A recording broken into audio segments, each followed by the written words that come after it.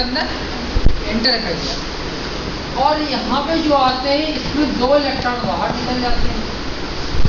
जब 2 इलेक्ट्रॉन बाहर निकल जाएंगे तो हम ये कहेंगे कि एक जो इलेक्ट्रॉन आया वो M से आया। तो एक तो हमने बाहर से ही सप्लाई किया, तो एक जो बाहर गया वो कहाँ से गया? M से। तो यहाँ पे हो जाएगा आपका M कैटायन। ठीक, अब इसका निकालते हैं M/Z।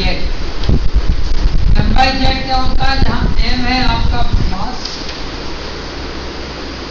ये मास होता है, और Z आपका क्या होता है? चार्ज। इसी को बोलते हैं M/Z। ठीक है,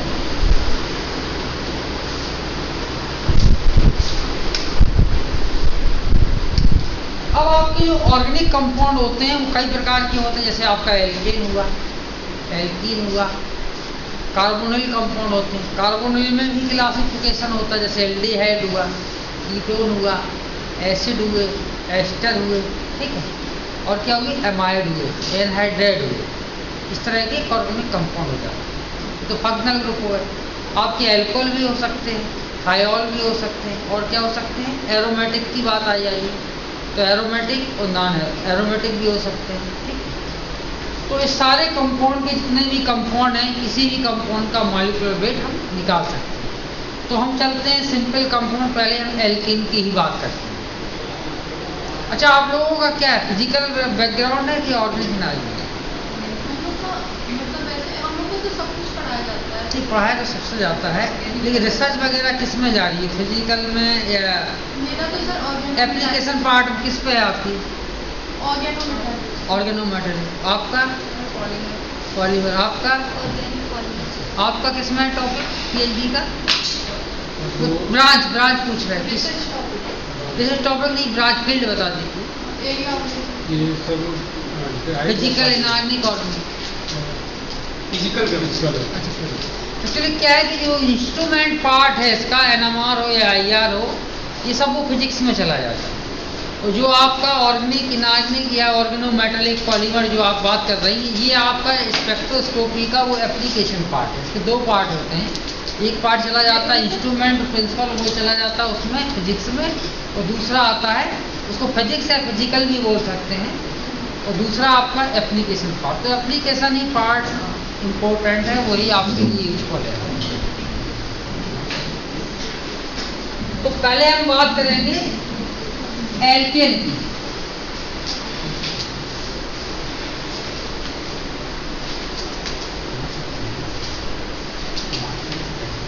ये कोई एल्केन, इसमें हमने क्या किया? 70 इलेक्ट्रॉन वोल्ट एनर्जी को सप्लाई कर दी। जब 70 इलेक्ट्रॉन वोल्ट एनर्जी को सप्लाई करेंगे तो यहाँ पे हमने कहा है कि 2 इलेक्ट्रॉन बाहर निकल जाते हैं। तो 1 इलेक्ट्रॉन इस मॉलिक्यूल से बाहर जाएगा। तो 1 इलेक्ट्रॉन इस मॉलिक्यूल से बाहर कैसे जाएगा? अब इसमें कोई लोन पेयर इलेक्ट्रॉन तो है नहीं कि फ्री इलेक्ट्रॉन प्रेजेंट हो, नहीं है। जैसे अमोनिया होता तो हम ये कह सकते हैं कि उसका लोन पेयर का 1 इलेक्ट्रॉन निकल गया, या थायोल होता, ऑक्सीजन होता तो उसके लोन पेयर के इलेक्ट्रॉन निकल गए। तो इसका इलेक्ट्रॉन तभी निकलेगा जब कोई बॉन्ड का ब्रेक हो, बॉन्ड ब्रेक हो। तो यहाँ पे क्या करेंगे? इस तरह से एक जो बॉन्ड बना हुआ है आपका, इसको ऐसे, ये आपका रेडिकल और इसको ऐसा लिख सकते हैं। ये बॉन्ड आपका टूट गया, क्योंकि एक जो बॉन्ड बनता है AB, ये कैसे बनता है? 1 इलेक्ट्रॉन यहाँ हुआ, 1 इलेक्ट्रॉन यहाँ हुआ, अभी तो ये बॉन्ड बनेगा। बॉन्ड को ब्रेक किया, 1 इलेक्ट्रॉन आपका बाहर निकल गया, तो इस मॉलिक्यूल से 1 इलेक्ट्रॉन गया। तो एक इलेक्ट्रॉन तो इस बॉन्ड का यहीं पे प्रेजेंट है, उसको हम रेडिकल बोलेंगे। और यहाँ CH3 से 1 इलेक्ट्रॉन निकल गया, तो ये क्या बन गया? कैटायन। तो इसमें क्या बनते हैं? रेडिकल कैटायन बनते हैं। तो इसको हम ऐसा भी लिख सकते हैं, इसको ऐसा भी लिखा जाता है CH3 CH2 CH3, और ब्रैकेट के ऊपर क्या लिख देंगे? Radical cation.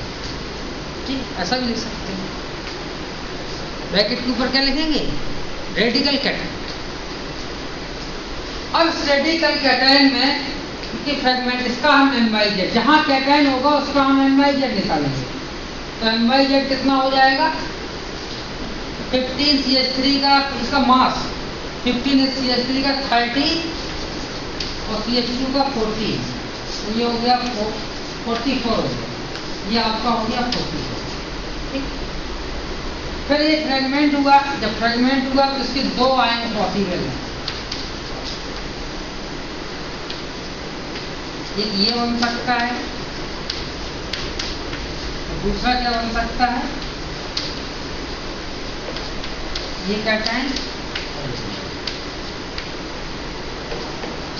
ठीक, दो पॉसिबल है इसके, एक कैटायन ये रेडिकल और ये रेडिकल, तो ये कैटायन। ठीक, अब इसका MyZ निकालेंगे, इसका MyZ आएगा आपका 29, इसका MyZ कितना आएगा, इसका 15 आएगा। तो तीन वैल्यू इसमें आई है, एक 29 पे, एक 15 पे और एक 44 पे। तो अब आप देखेंगे यहाँ पे ग्राफ, यहाँ पे इसका ग्राफ प्लॉट किया जाएगा मास का। ये 10 है, ये 20, ये 30, ये 40, यहाँ पे इसको बोलते हैं MyZ। ये MyZ इधर लेफ्ट से राइट आपका बढ़ रहा है, और ऊपर नीचे से ऊपर होती है इंटेंसिटी। क्या होती है, इंटेंसिटी, नीचे से ऊपर इंटेंसिटी। अब जो कैटायन होगा उसी की पीक आएगी, तो यहाँ पर कैटायन है, इसकी पीक आएगी, इसकी पीक आएगी, और ये भी कैटायन है, इसकी भी पीक आएगी। अब हम इसमें देखेंगे कि सबसे ज्यादा स्टेबल फ्रेगमेंट कौन सा है। ये तो कभी स्टेबल हो ही नहीं सकता, जिसका जो मॉलिक्यूलर वेट होगा वो कभी स्टेबल नहीं होगा। क्यों नहीं हो सकता है, क्योंकि वो स्टेबल होता तो फर्दर उसका फ्रेगमेंट पॉसिबल ही नहीं होता, तो उसको स्टेबल नहीं कहेंगे। तो ये आपका इसमें चेंज हुआ इन दो फ्रेगमेंट में, CH2 और CH3 में। अब इन दोनों को कंपेयर करेंगे तो यहाँ पर बेसिक ऑर्गेनिक केमिस्ट्री लगाएंगे, प्राइमरी कार्बोकैटायन और सेकेंडरी कार्बोकैटायन। ठीक है, तो प्राइमरी तो ये भी है, और ये आपका मिथाइल कार्बोकैटायन। तो मिथाइल से आपका प्राइमरी मोर स्टेबल होता है, तो आप ये दे देंगे। तो सबसे ज्यादा स्टेबल क्या होगा, CH3 CH2 सबसे ज्यादा स्टेबल है, और फिर आपका CH3 हुआ, और सबसे कम स्टेबल कौन सा हुआ, CH3 CH2 CH3, ये रेडिकल कैटायन। सबसे कम स्टेबिलिटी इसी की। तो जिसकी स्टेबिलिटी सबसे ज्यादा होती है उसकी इंटेंसिटी सबसे ज्यादा है, क्योंकि मास स्पेक्ट्रोमीटर में वो ज्यादा टाइम तक रहेगा तो उसका पीक, उसकी हाईएस्ट पीक आएगी। तो यहाँ पे आप देखिए इसकी कितने पे आ रही है, 29 पे, इसकी 15 पे आ रही है, इसकी कितनी आ रही है, 44 पे। तो सबसे ज्यादा हाइट किसकी होगी, 29 पे। 29 की आपकी यहाँ पे आएगी, 100% इतना आएगी 29। तो जिस पीक की सबसे ज्यादा हाइट होती है उसको बोलते हैं बेस पीक।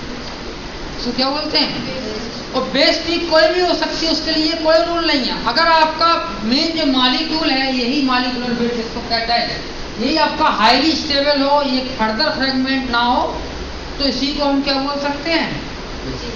तो बेस पीक कोई भी हो सकती है, वो फ्रेगमेंट आयन पीक भी हो सकती है, और डॉटर या पेरेंट आयन, इसको पेरेंट आयन बोलेंगे, इसको क्या बोलेंगे, फ्रेगमेंट आयन या डॉटर आयन भी बोल सकते हैं। डॉटर आयन फर्दर उसका फ्रेगमेंट, तो पेरेंट इसका ये हुआ।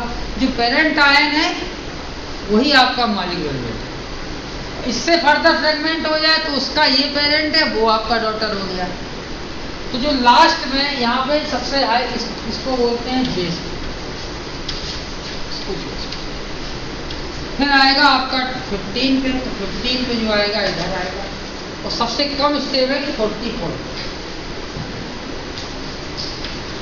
अब आप देखेंगे मास जो स्पेक्ट्रम लेंगे उसमें राइट हैंड पे सबसे लास्ट में जो पीक होगी, सबसे लास्ट में देखिए यही पीक है।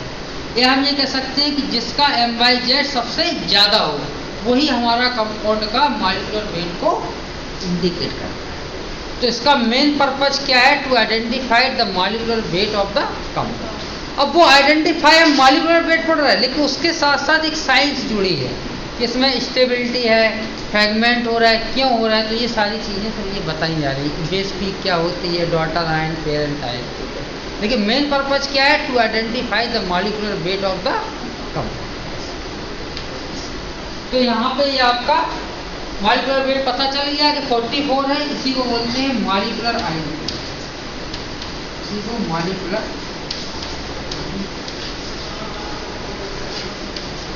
तो नोट कर लीजिए, फोटो खींच।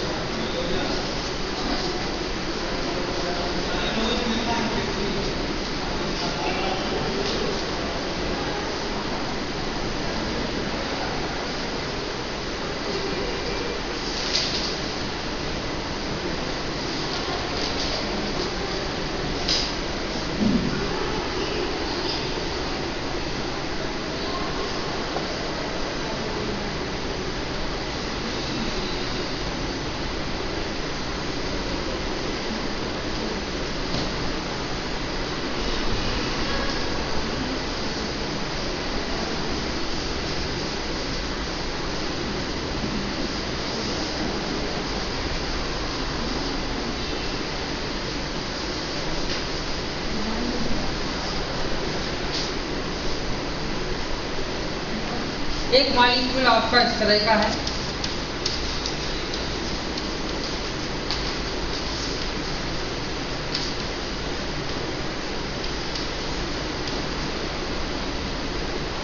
ठीक है,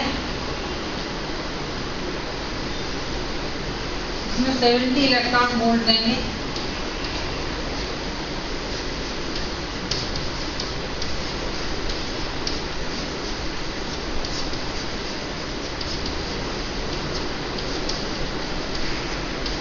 तो रेडिकल कैटायन मिल जाएगा, +2 इलेक्ट्रॉन निकल जाएगा, ठीक है। रेडिकल कैटायन यहाँ बना तो इसका MyZ आएगा, कितना आया, 15 15 15 15, ये कितना हो गया, 60 का ये हो गया, ठीक है। और 14 कहाँ है, 14 14 28 ये हो गया, 14 14, और ये आपका 12, तो जोड़े 10 हो गया, साथ ही हाँ 100, ये आपका 100 हो गया। अब इसके फ्रैगमेंट देखिए कितने प्रकार से हो सकते हैं, एक हम यहाँ तोड़ सकते हैं, एक हम यहाँ तोड़ सकते हैं, एक हम यहाँ तोड़ सकते हैं, ऐसा भी तोड़ सकते हैं, ठीक है।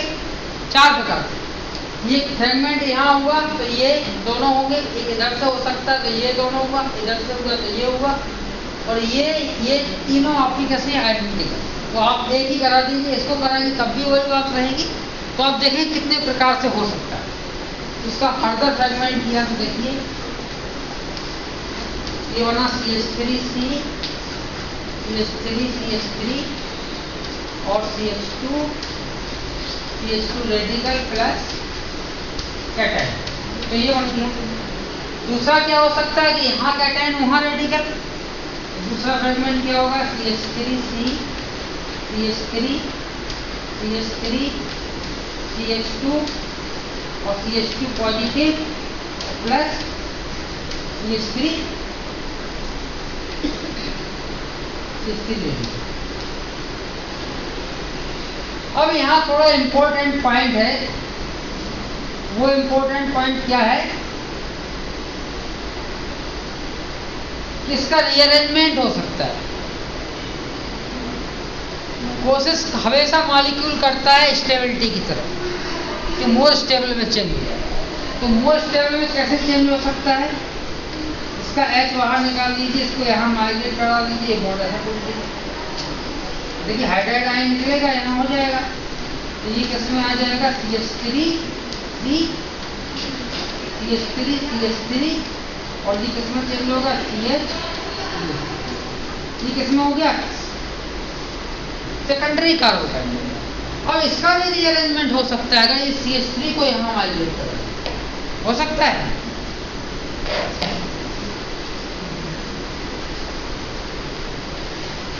CH3C CH3 और यहाँ पे CH3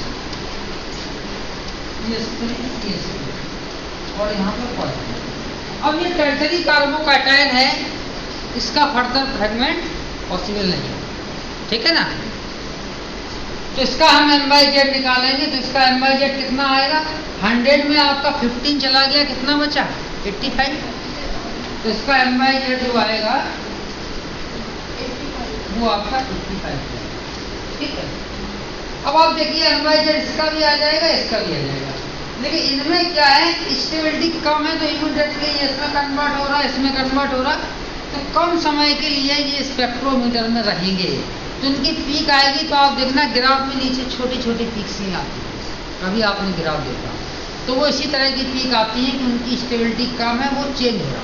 तो जहाँ स्टेबिलिटी मिलेगी तो उसकी हाइट बढ़ जाएगी। ठीक है ना। दूसरा फ्रेगमेंट कहाँ पॉसिबल है? एक तो m/z इसका आ जाएगा, m/z 3 हो गया। दूसरा एक इधर से करा, इधर से। ठीक है, जब इधर से कराया इसको हटा देते हैं, ये CH3 CH3 और यहाँ पे CH2 रेडिकल और CH2 कैटायन। ये कैटायन है तो इसका m/z आएगा कितने में?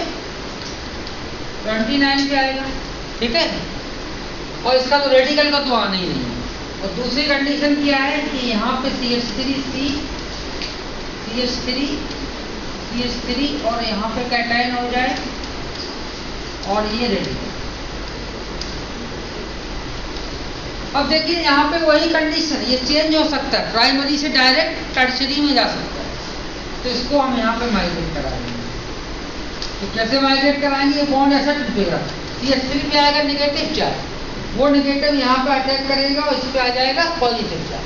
पिनाकोल रीअरेंजमेंट पड़ेगा, पिनाकोल इसमें ऑयल होता है, प्रोटोनेटेड करते कार्बोकैटायन, फिर दूसरे ग्रुप का माइग्रेशन होता है, मिथाइल फिनाइल कुछ भी हो सकता है। तो उसी तरह की ये मैकेनिज्म हो रही है। तो यहाँ पे 1 to 6 मिथाइल का माइग्रेशन, CH3 CH3 और CH2 CH3, तो ये आपका कैटायन। अब ये कैटायन m/z कितने पे आया? 71। जोड़ लीजिए 15 ये कितना हो गया? 45 हो गया। एक आपका 14 है, एक आपका 12 है, 9 1 और ये आपका 5 6 7, हाँ 71। तो इसका m/z आया आपका 71। ठीक है, अब क्या करेंगे नेक्स्ट? एक फ्रेगमेंट कहाँ से हो सकता है? इधर से, यहाँ पे। ठीक है, जब यहाँ पे हो जाएगा इसके 2 स्ट्रक्चर बनेंगे।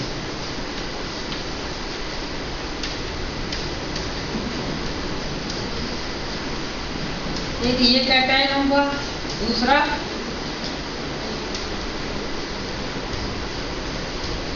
एक रेडिकल आपका ये होगा। और क्या हो सकता है? इसको हम कैटायन रेडिकल मान लें, ये रेडिकल हो सकता है। और क्या हो सकता है? ये कैटायन हो सकता है। इसका फर्दर रीअरेंजमेंट हो जाएगा।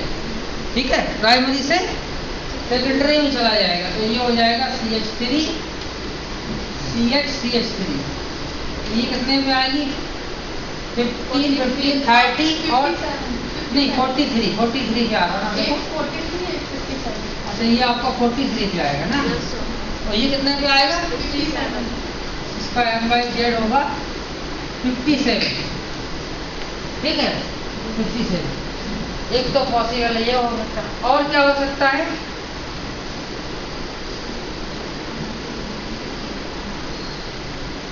एक यहाँ से अगर कार्बोकैटायन बनाएंगे, इसको निकालेंगे तो यहाँ पॉजिटिव आएगा।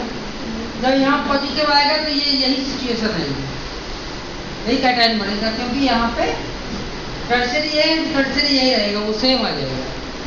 तो यहाँ से आप ब्रेक नहीं करेंगे, इसी पोजिशन यहाँ पे मिथाइल निकलेगा तो मिथाइल तो यहाँ पे निकला है 50, देखिए 100 में से 85 भी तो आएगा, तो पीक उसमें मर्ज कर जाएगी। उसमें पीक क्या करेगी? यहाँ अगर अलग अलग फ्रेगमेंट है तो एक की हाइट कम होगी, एक की, लेकिन वो दोनों पीक किस पे देखेंगी? दो सिग्नल एक ही पे दिखेंगे, मर्ज कर देंगे तो आपको अलग अलग नहीं दिखेंगे, एक ही पे दिखेंगे। अब देखेंगे स्टेबिलिटी इसकी, स्टेबिलिटी। तो स्टेबिलिटी में देखिए टर्सरी मोर स्टेबल होता है, सेकेंडरी कम होता है। तो टर्सरी कहाँ पे है आपका, एक टर्सरी यहाँ पे, ये टर्सरी हुआ, एक टर्सरी आपका कहाँ पे, ये भी टर्सरी है, और कहाँ पे टर्सरी कार्बोकैटायन,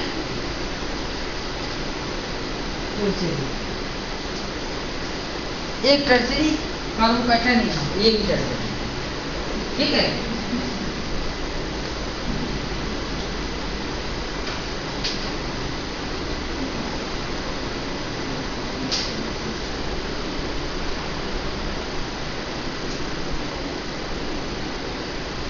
तीन आपके टर्सरी हैं, तो तीन टर्सरी में आप किसको ज्यादा प्रिय, किसको सबसे ज्यादा स्टेबल मानेंगे?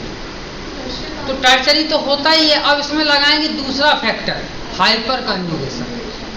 तो हाइपर कॉन्जुगेशन देखेंगे कि जिसमें 9 अल्फा हाइड्रोजन प्रेजेंट हो, उसकी स्टेबिलिटी सबसे ज्यादा है। तो 9 अल्फा हाइड्रोजन देखिए इसमें मिलेंगे, इसमें कितने हैं, 9 अल्फा हैं, इसमें कितने हैं 336, इसमें 8 अल्फा है, ठीक है। और इसमें कितने हैं 336 और 7 अल्फा, इसमें कितने 7 अल्फा।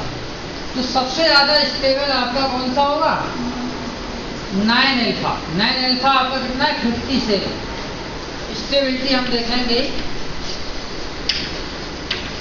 स्टेबिलिटी हो जाएगी सबसे ज्यादा 57 की, इसको क्रॉस कर देंगे, ये हो गया आपका, ठीक है। फिर उसमें 7 अल्फा है, इसमें कितने हैं 8 अल्फा, इसकी सबसे ज्यादा होगी, ये कितना है 71 हो जाएगा।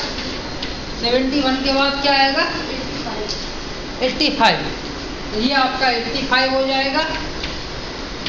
ये इतना हो गया, ये भी हो गया है, और ये भी हो गया। अब क्या बचा, ये तो है ही, इसको क्रॉस कर दीजिए, बहुत कम समय के लिए रहेंगे तो इसको मत बनाइए। और एक आपका ये सेकेंडरी है 43 में, इनमें कितने 6 अल्फा, इसमें 6 तो 7 से कम हुआ, इसमें 6 अल्फा है, 6 अल्फा। तो 6 अल्फा कितना पे आएगा 43। 43 के बाद देखिए ये भी हो गया। 43 के बाद आएगा आपका मिथाइल, तो सबसे कम चला जाएगा इथाइल रेडिकल 29, ठीक है, यही ज्यादा स्टेबल है मिथाइल से। तो 29 के बाद 15, और 15 के बाद जो मेन पेरेंट था, मतलब सबका दादा जो था, वो मॉलिक्यूलर वेट, उसकी स्टेबिलिटी सबसे कम है, तो उसकी स्टेबिलिटी कितनी है 100, तो 100 ही है। अब इसकी फोटो खींच लीजिए, हम ग्राफ बनाते हैं।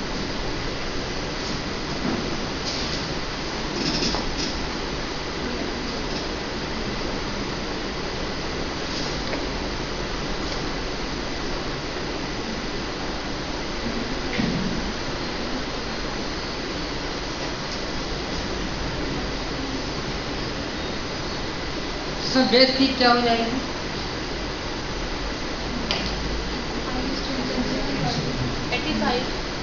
57, सबसे ज्यादा स्टेबिलिटी इसकी होगी। जो मोर स्टेबल होगा उसकी इंटेंसिटी ज्यादा होगी, जिसकी इंटेंसिटी ज्यादा होगी वही आपकी बेस ठीक हो जाएगी।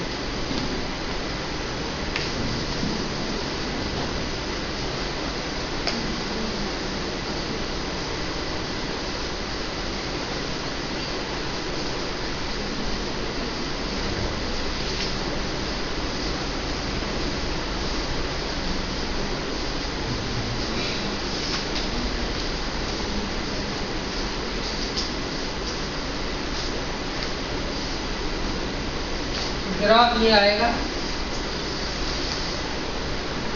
ये इंटेंसिटी है 100% यहाँ पे 20, 40, 60, 80 और 100, ठीक है। ये आपका है n/z, इंक्रीज कर रहा है n/z। तो आप देख रहे हैं सबसे ज्यादा स्टेबिलिटी कितनी है 57, तो 57 की हाइट सबसे ज्यादा होगी 57। तो ये आपकी हो गई बेस की।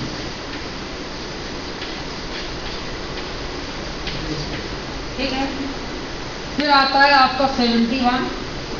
70 यहाँ पे होगा, ये 71 आपका यहाँ पे 71 हो गया।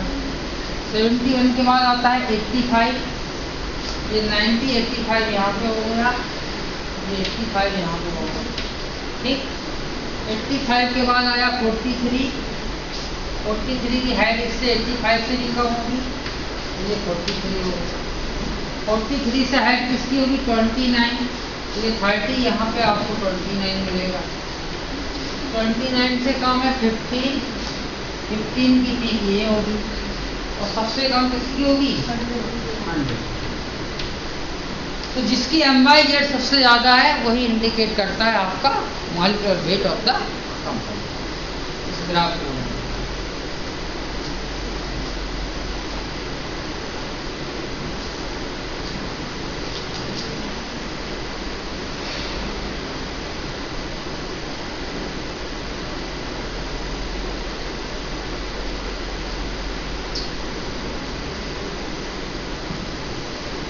इसको बोलेंगे मॉलिक्यूलर आइडेंटिटी।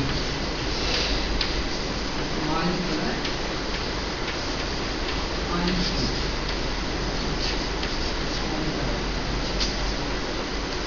नोट कर लिया।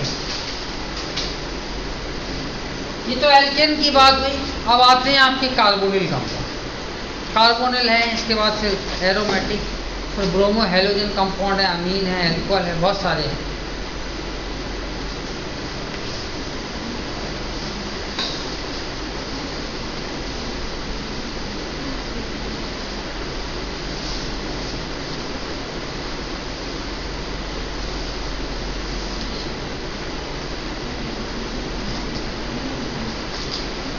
अब आते हैं कार्बोनिल। Carbonyl compound. तो कार्बोनिल कंपाउंड में हम सबसे पहले बात कर रहे हैं एल्डिहाइड और कीटोन। किसकी बात कर रहे हैं? Aldehyde and ketone. Aldehyde and ketones. तो एल्डिहाइड और कीटोन्स में दो प्रकार के फ्रेगमेंट पॉसिबल होते हैं। तो लिखिए, हम बोल रहे हैं, देखिए इन एल्डिहाइड और कीटोन, इन एल्डिहाइड और ketone two types of fragment are possible. Number 1 लिखिए, या नंबर ए लिखिए। नंबर 1 होता है alpha bond cleavage. Alpha bond cleavage, एक तो एल्फा बॉन्ड क्लीवेज होता है, और दूसरा कौन सा होता है? मेगलाफर्टिलियन। इसका नाम सुना है? मेगलाफर्टिलियन। तो मेगलाफर्टिलियन की स्पेलिंग क्या है? MC L capital LA double L RTY, यही स्पेलिंग होना चाहिए। मेगलाफर्टिलियन।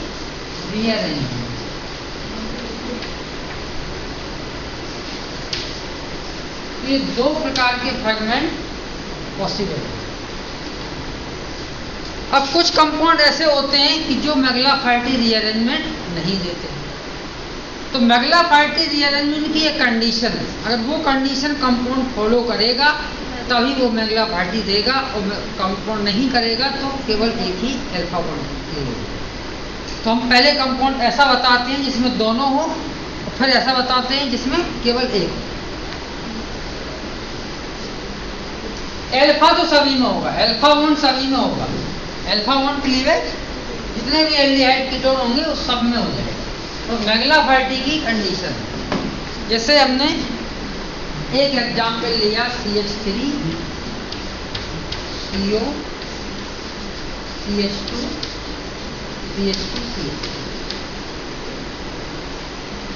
इसमें हमने क्या किया? 70 इलेक्ट्रॉन वोल्ट को सप्लाई किया। अब आप देखिए कि इसमें बॉन्ड तोड़ने की जरूरत नहीं है। क्यों? क्योंकि ऑक्सीजन के पास हमारे लोन पेयर है, कितने? 2 लोन पेयर है ना, 2 लोन पेयर। ऑक्सीजन के आउटर में उसमें कितने होते हैं? 6 इलेक्ट्रॉन। तो 2 यहाँ पे, 2 यहाँ पे और 2 बॉन्ड फॉर्मेशन में, तो टोटल आपके 6 हुए। तो यहाँ पे 2 लोन पेयर, तो हम जब 2 इलेक्ट्रॉन निकलेंगे तो 1 इलेक्ट्रॉन कहाँ से जाएगा? ऑक्सीजन से। तो ये हो जाएगा CH3 और रेडिकल ऑफ कैटायन CH2 इसको ऐसा। अब देखिए इसमें रेडिकल भी है, लोन पेयर भी है और कैटायन भी है। तो कैटायन हमेशा ये शो करता है जैसे कैटायन, तो कैटायन का मतलब नो इलेक्ट्रॉन, यहाँ पे कोई इलेक्ट्रॉन नहीं है। और रेडिकल का मतलब क्या होता है? 1 इलेक्ट्रॉन, ठीक है। और एनायन का मतलब होता है 2 इलेक्ट्रॉन। एनायन क्या होते हैं? 2 इलेक्ट्रॉन। तो जो कैटायन आया वो कैटायन क्या शो कर रहा है कि यहाँ पे पहले कभी इलेक्ट्रॉन था, अब इलेक्ट्रॉन नहीं है, तो वो पॉजिटिव चार्ज आ गया। तो इसको बोलेंगे कैटायन रेडिकल। इसको हटा देंगे लोन पेयर को, तो ये क्या बन गया? Cation radical. तो इस कैटायन का आपका M/Z आएगा, जहां भी कैटायन होगा उसका M/Z आएगा। कितना आएगा? 15 आपका 30 हो गया, ये आपका 28 हो जाएगा, ऑक्सीजन 16 हो गया, कार्बन कितना आया? 74। ठीक। अब इसमें अल्फा बॉन्ड क्लीवेज हो सकता है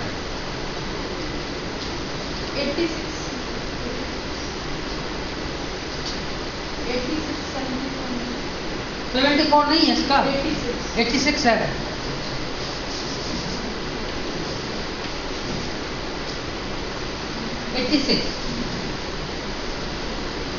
अब अल्फा बॉन्ड कौन सा होता है? जो फंक्शनल ग्रुप का पहला वाला होता है। जैसे हम कहें कि अल्फाबेट में चलेगी ABC, तो ABC का मतलब पहला A आया, फिर B आया, फिर C आया। तो अल्फा बीटा गामा क्या होगा? जो पहला वाला बॉन्ड होगा उसको अल्फा, जो दूसरा वाला बॉन्ड होगा उसको बीटा, और जो तीसरा वाला होगा उसको गामा, उसके आगे जो होगा वो डेल्टा, और डेल्टा के आगे हायर डेल्टा। तो जो पहला बॉन्ड होगा इसको अल्फा बोलेंगे, इस बॉन्ड को बीटा बोलेंगे, इस बॉन्ड को क्या बोलेंगे? गामा। तीनों बॉन्ड। तो अल्फा बॉन्ड कौन से होगा? एक अल्फा बॉन्ड ये है और एक अल्फा बॉन्ड ये है, तो 2 बॉन्ड है। तो पहला हम अल्फा बॉन्ड क्लीवेज करा रहे हैं। तो मॉलिक्यूल का बॉन्ड ये भी ब्रेक हो सकता है, ये भी ब्रेक हो सकता है, ठीक। तो कैसे? मान लीजिए हमने इसको कराया है, जब इसको कराएंगे तो क्या हो जाएगा? CH2 ठीक है। अब जब यहाँ पे ब्रेक कराएंगे, रेडिकल तोड़ेंगे, यहाँ पर रेडिकल आएगा, यहाँ कैटायन आएगा, कैटायन यहाँ रेडिकल, हाँ रेडिकल से तोड़ेंगे तो यहाँ पर रेडिकल मिलके यहाँ पर ये CH3 हो जाएगा रेडिकल, और यहाँ ट्रिपल बॉन्ड ये आपका कैटायन, ठीक। इसका आपका M/Z आएगा। इसका M/Z कितना है? इसका M/Z निकालिए। इसमें 86 में 15 कम कर दीजिए तो 71 आएगा। कितना नहीं, कितना आएगा? 71। ये आ जाएगा आपका 71।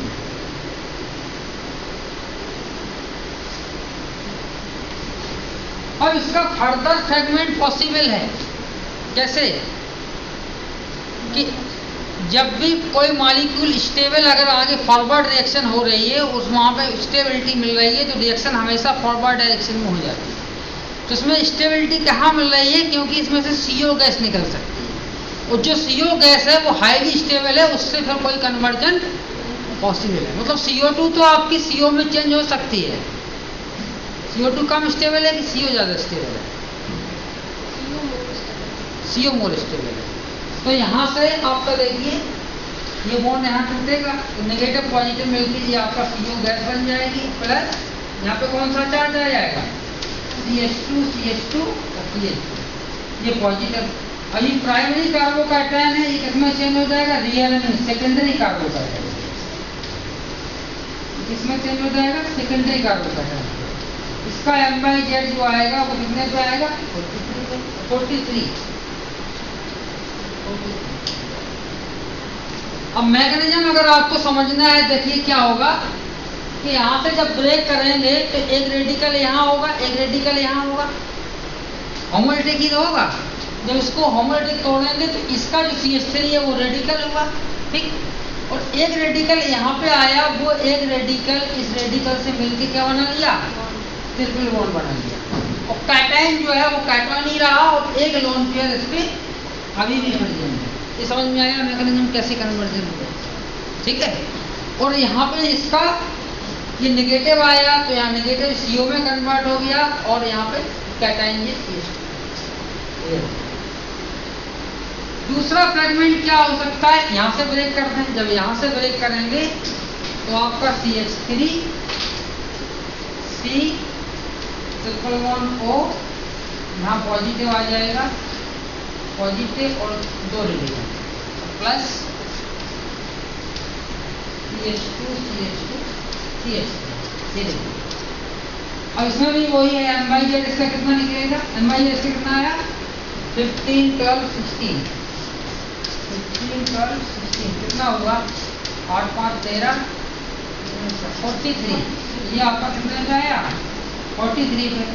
इसका फर्दर फ्रेगमेंट CO निकल सकती है तो पॉजिटिव प्लस CO, तो इसका M/Z कितना आ गया 15, ये 15 पे आ गया, ठीक है ना।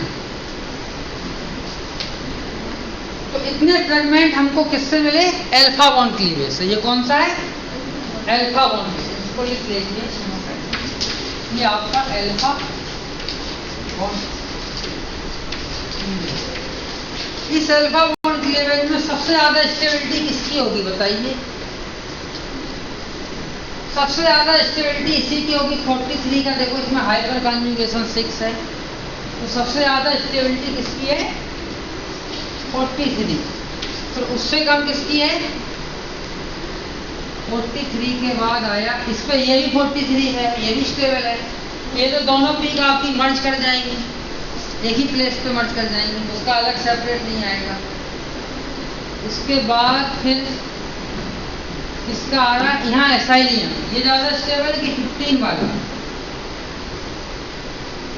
15 मोर स्टेबल है क्योंकि इसका फर्दर फ्रेगमेंट हो रहा है, तो 15 आपका ज्यादा स्टेबल होगा।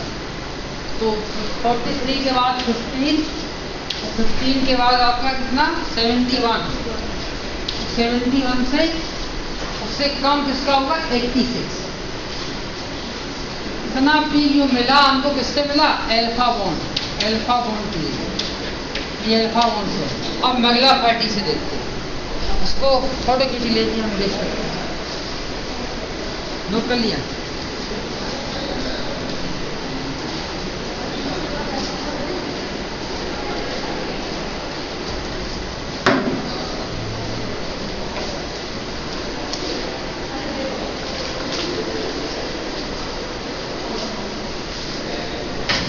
मैगलाफाइटी रीअरेंजमेंट की कंडीशन होती है it should contain gamma hydrogen. Molecule के पास क्या होना चाहिए, गामा हाइड्रोजन। अगर मॉलिक्यूल के पास गामा हाइड्रोजन होगा तो वो मैगलाफाइटी रीअरेंजमेंट को शो करेगा, और गामा हाइड्रोजन नहीं होगा तो आप देखिए इसमें गामा हाइड्रोजन कहाँ है,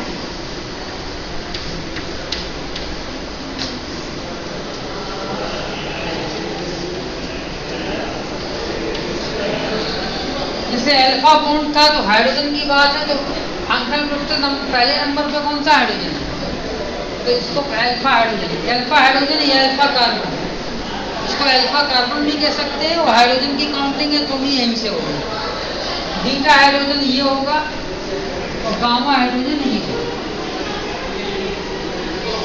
अब इसकी हमको देखना पड़ेगी स्टीरियोकेमिस्ट्री। यहाँ पे 70 इलेक्ट्रॉन वोल्ट दिया, वही सिचुएशन है यहाँ पे, कैटायन रेडिकल और 2 इलेक्ट्रॉन।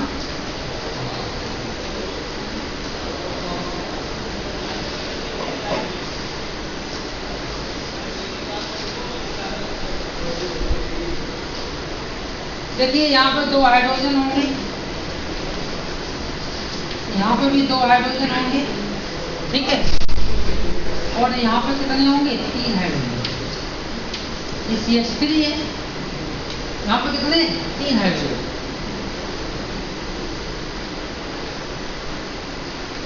अब ये मेन पॉइंट यहाँ पे कि बीटा क्यों नहीं होना चाहिए, बीटा भी तो हो सकता है। जैसे आपका स्ट्रक्चर ये होता CH3CO CH2 CH3, तो ये अल्फा और बीटा, तो ये आपका मैग्लाफैटी नहीं देता। क्यों नहीं देता बताइए? हाँ, 6 मेंबर।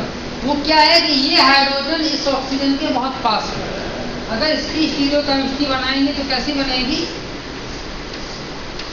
ऐसा बनेगा, ऐसा बनेगा।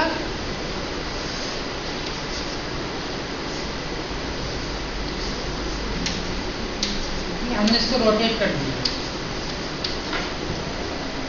इस हाइड्रोजन को बीटा वाले को, बीटा यहीं पे अल्फा और ये बीटा, तो ये अल्फा ये बीटा, तो हमने इसको ऐसा रोटेट किया, बीटा इसके पास ले गए, तो ये डिस्टेंस मोर,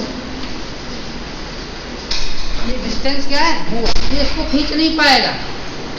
खींच कब पड़ेगा? जब उसके पास में हो। तो यहाँ पर देखिए ये डिस्टेंस बहुत कम है। तो पहली कंडीशन हुई, the necessary condition for McLafferty rearrangement is that it should contain gamma hydrogen. लिख लीजिए, the necessary condition for McLafferty rearrangement is that the compound should contain gamma hydrogen. Gamma hydrogen.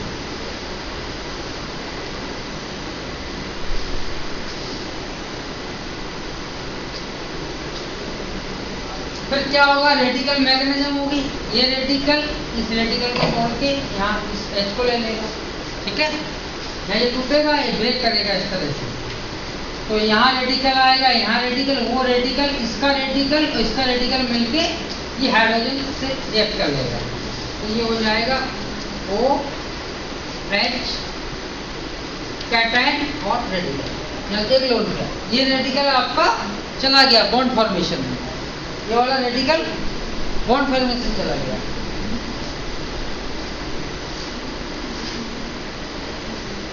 फिर क्या होता, लिखिए, एक मैग्लाफैटी लिख लीजिए, होता क्या है मैग्लाफैटी? मैग्लाफैटी में लिखिए, attraction of gamma hydrogen, attraction of gamma hydrogen followed by beta cleavage, attraction of gamma hydrogen followed by beta bond cleavage, ऐसा लिखिए, followed by beta bond cleavage to give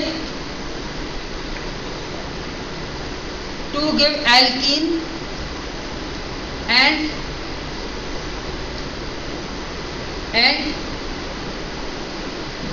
ketone और एल्डिहाइड।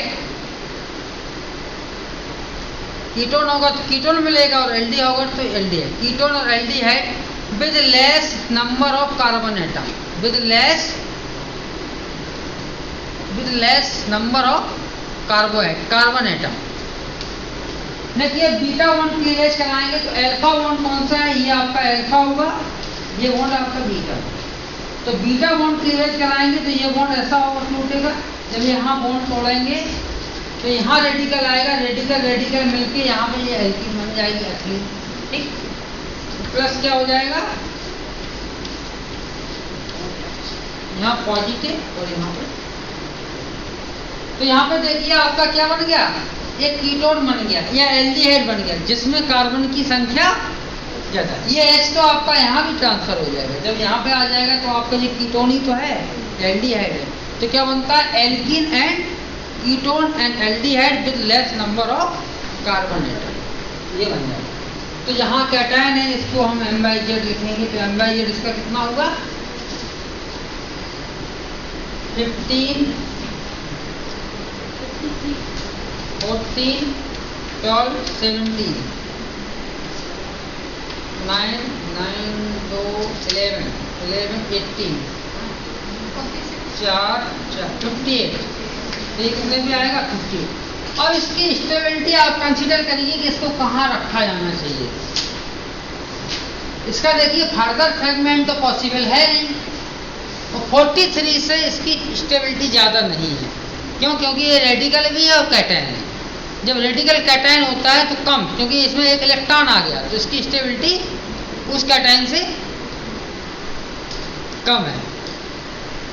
तो 43 के बाद आएगा ये, तो 43 फिर आएगा 58 फिर 15 71 और 25। और इसका ग्राफ प्लॉट करते हैं। ग्राफ तो आपका रियल होगी।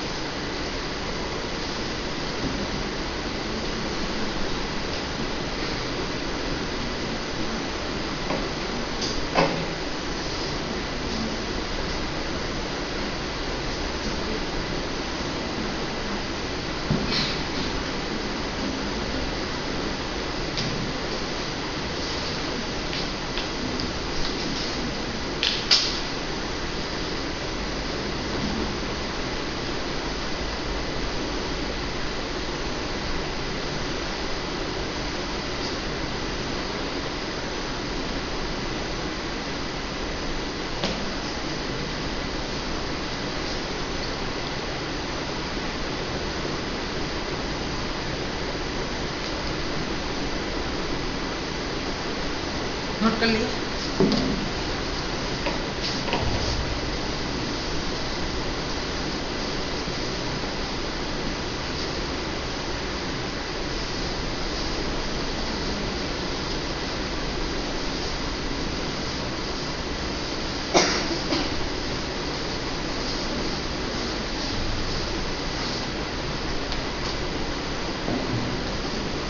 ऐसा मॉलिक्यूल आता है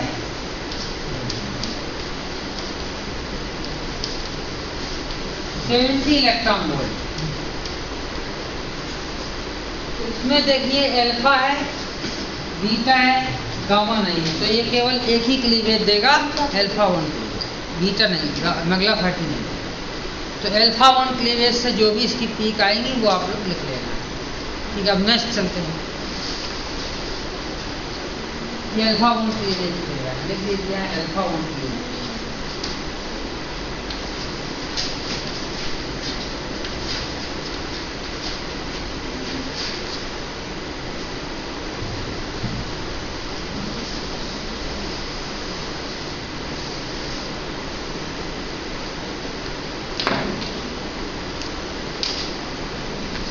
एनएमआर के मैंने लेक्चर लिए थे, वो अपलोड नहीं आए यूनिवर्सिटी के साथ। नहीं, वो केवल कल का दिखाई दे रहा था मुझे। तो एनएमआर का किया था, शो नहीं कर रहा था। चलो हम देखेंगे, हो सकता।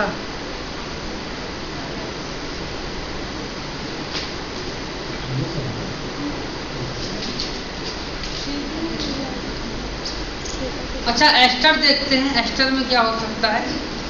एस्टर आपके दो प्रकार के हो सकते हैं।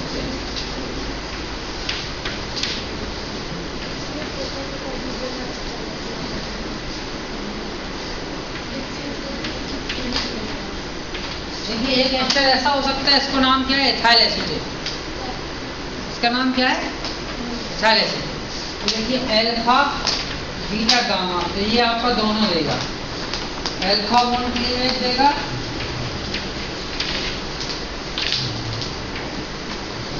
और मगला 30 दोनों देगा। मगला 30 दिया जाएगा, दोनों देगा। ठीक है। और एस्टर ऐसा भी हो सकता है, ऐसा हो सकता है CH3O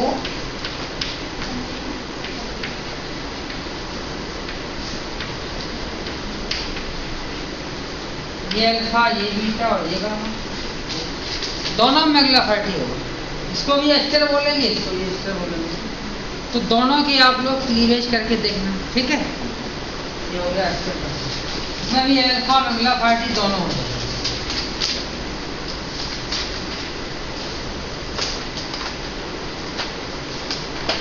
जैसा एसिड है, कीटोन है, उसी तरह का आपका एल्डिहाइड हो जाएगा। तो एल्डिहाइड और कीटोन सेम हो गया। एस्टर भी हो सकता है। हेलोजन का ही बताता हूँ। हेलोजन में थोड़ा डिफरेंट आइसोटोप होते हैं ना, तो वो सब देखना।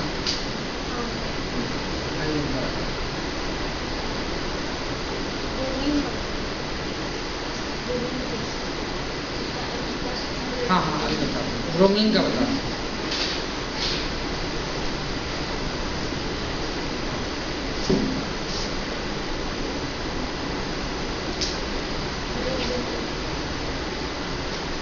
नोट कर लिया।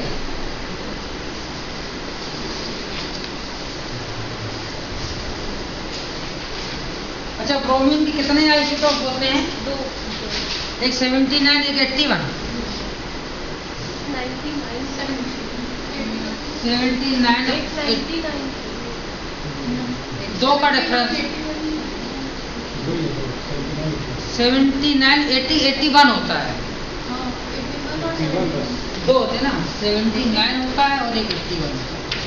तो देखिए दो केस हैं, जैसे CH2 Br आपका ये है, ठीक है। इसमें वही एनर्जी सप्लाई करेंगे, वो तो वही रहेगा, केवल हमको ये बताना है।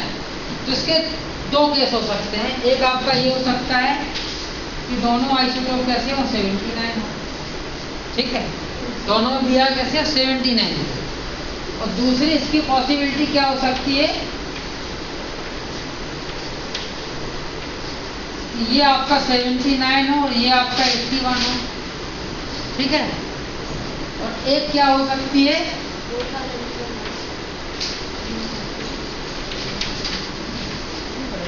ये दोनों ही आपकी 81 हो। अब यहाँ पे जो मॉलिक्यूलर वेट होगा, इसका हमने मान लिया m मॉलिक्यूलर वेट। इसका क्या माना, m, ठीक। तो यहाँ पे जो मॉलिक्यूलर वेट बढ़ा कितने यूनिट, 2 यूनिट बढ़ा, तो m में +2 जुड़ जाएगा, m +2 हो जाएगा। और यहाँ पे क्या 4 जुड़ गया, m में 4 ऐड हुआ, तो ये आपका हो जाएगा m+4, ठीक। अब यहाँ पे पॉसिबिलिटी हो जाएगी कि दोनों आपके 79 हो, 79। एक्चुअली 79 और 81 दोनों का जो नेचुरल अबंडेंस है पाए जाने का, वो लगभग बराबर है, 1:1 रेशियो। अगर इनके रेशियो में कुछ डिफरेंस होता तो फिर दूसरे मेथड से इसको लगाते, वो क्लोरीन में आएगा, क्लोरीन का बताएं, ठीक है।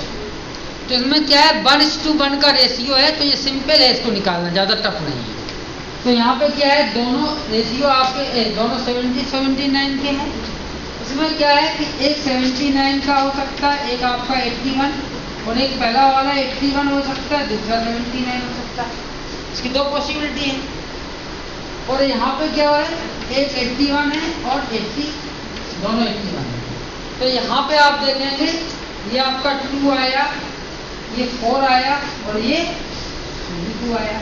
तो इनका जो इंटेंसिटी रेशियो है 1:2:1, ठीक।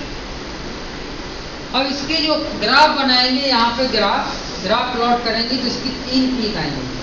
तो 2 वाली जो पीक आएगी, उसकी हाइट सबसे ज़्यादा होगी। तो 2 वाली पीक सबसे ज़्यादा हाइट, इसी को हम बेस भी कर सकते हैं। तो जो आपकी पहली वाली पीक आएगी, जिससे कम होगी, इसकी कम हाइट, हाफ हाइट पे होगी, इसकी कितनी, हाफ पे। तो आपका ये 1:1 रेशियो हो जाएगा इसका। तो इसको हम बोलेंगे, इसको हम m बोलेंगे। ये आपका m+2 है, ये भी क्या है, m+, ऐसे हम सोच सकते हैं। और यहाँ पे आ जाएगा m1। क्लियर हो गया जी। इंटेंसिटी हो गई यहाँ 100% हो गई।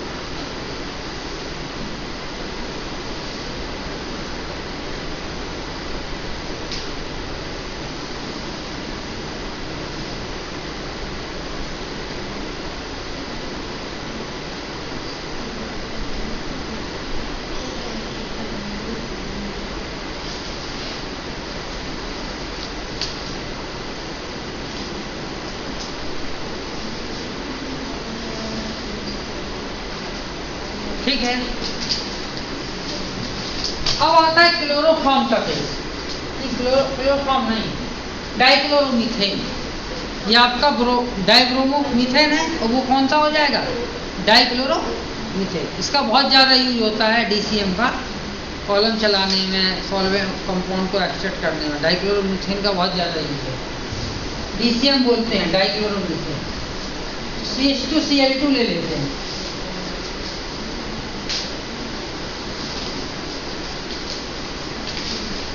CH2Cl2 डाइक्लोरोमीथेन, CH2Cl2 इसका नाम है DCM, डाइक्लोरोमीथेन। तो देखिए Cl के दो आपके आइसोटोप होते हैं, एक Cl आपका 35 होता है और एक Cl कितना होता है 36।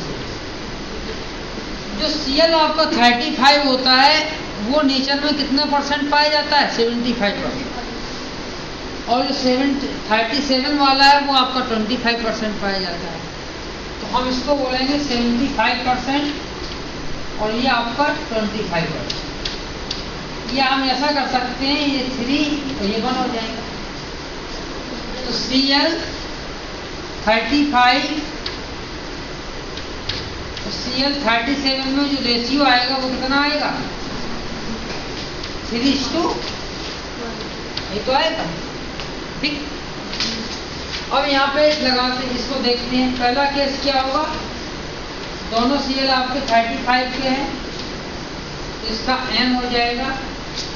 दूसरा केस हो जाएगा CH2, Cl 35 है और Cl 37 है।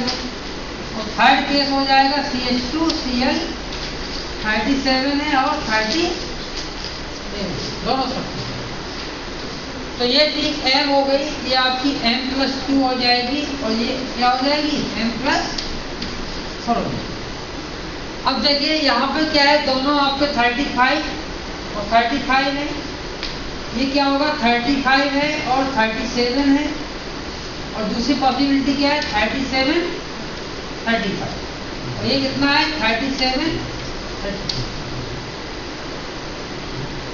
अभी क्या था कि दोनों के रेशियो Br के केस में बराबर थे 1:1। यहाँ पे क्या है कि 30 जो आपका Cl है 35 वो 3 टाइम आपका ज़्यादा है। तो यहाँ पे 35 इस 37 से क्या है 3 टाइम ज़्यादा है। तो यहाँ पे 3 × 3 हो जाएगा, इतना आता है इसमें। ये दोनों आपके क्या है 35 × 3 हो जाएगा। इसमें क्या होगा, एक 3 हो जाएगा इंटू इसका कितना हो जाएगा 1 हो जाएगा। ठीक है, प्लस इसमें ये आपका 1 हो जाएगा इंटू 3 हो जाएगा। इसमें दोनों 1 × 1 हो जाएगा। तो आंसर क्या आ जाएगा 9 आएगा, 6 हो जाएगा, इसका रेशियो हो जाएगा 9। इसका ग्राफ प्लॉट करेंगे तो पहली वाली पीक जो आपकी 9 पे आएगी और इससे थोड़ा कम यहाँ पे 6 पे आएगी और सबसे कम इसकी आएगी। तो आपका ये M हो जाएगा, ये M+2 हो जाएगा और ये आपका M+4 हो जाएगा। इससे 1 पे यही आना चाहिए, थोड़ा और बढ़ जाएगा। इस तरह से है ये रेशियो, ये 9 ये 6 हो गया और ये 1। इसी तरह से आप क्लोरोफॉर्म का निकाल के दिखाइए, ये निकालना घर पे। ठीक है, किसका क्लोरोफॉर्म CHCl3 लिख लीजिए। क्लोरोफॉर्म का भी निकालना, उसका भी निकालना CHBr3 ब्रोमोफॉर्म, दोनों का इंटेंसिटी रेशियो निकालना और फिर उसका ग्राफ प्लॉट करना। तो टाइम हो गया है, भाई साइन करते हैं।